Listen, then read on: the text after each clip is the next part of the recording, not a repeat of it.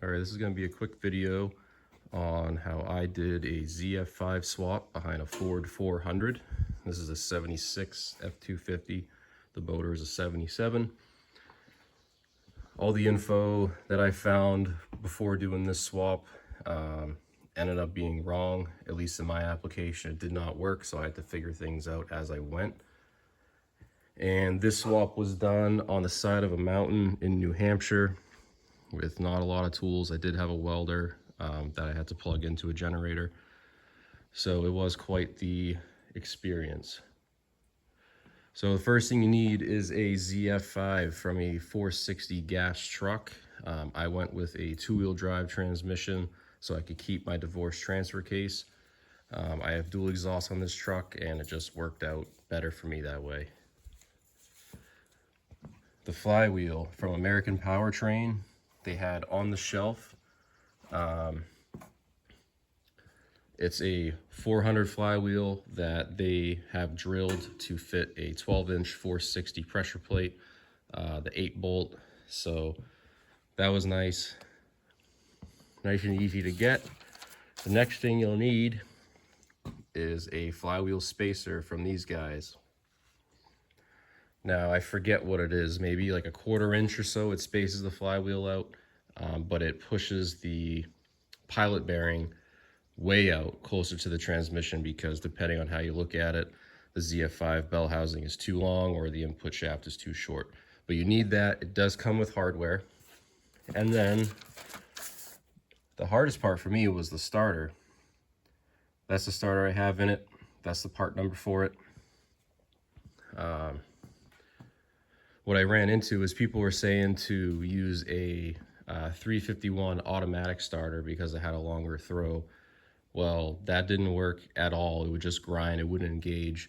So I had this starter in the truck when it was an automatic, and you can clock it, which is handy, but that clocking plate is very thick and it's aluminum. So what I ended up doing was I milled, I believe, a 1/4 inch off, right around there. I did this a couple years ago.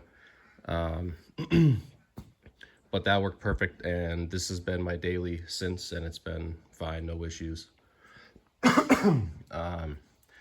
Hydraulics are from Willwood.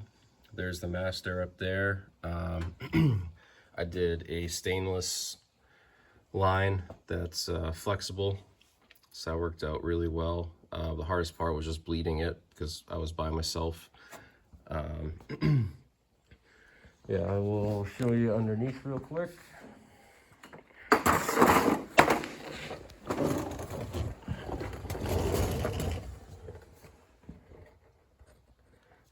One thing, after my first year or so running it, I cooked the slave cylinder. It is a metal bodied one, but it still cooked it. So real quick in the driveway before I had my garage, that's something off a small engine, and I wrapped it, and it's been fine since. I did have to get the drive shaft lengthened. I think it was a few inches. But that was pretty easy, so I could keep the new process 205. I don't think you can see the spacer up in there, if it'll focus. Yeah, you can see the spacer. There's the starter, and that's the plate that I milled, and it's worked out very well.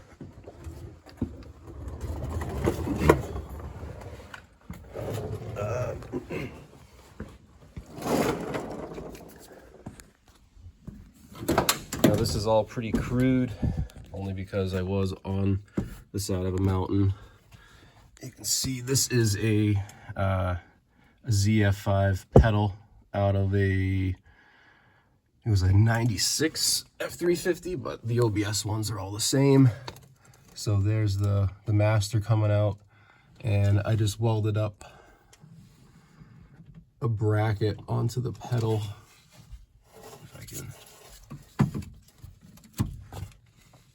you can see.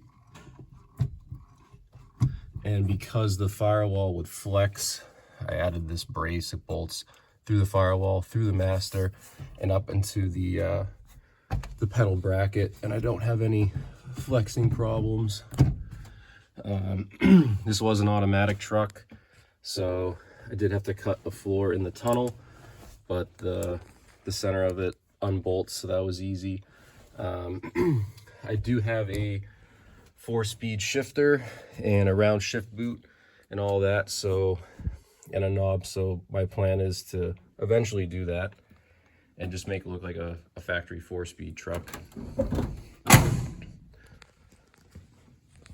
So overall, definitely not a bad swap to do. I did it in a weekend, and I had a couple pieces of OSB on the ground so I could slide the tranny jack.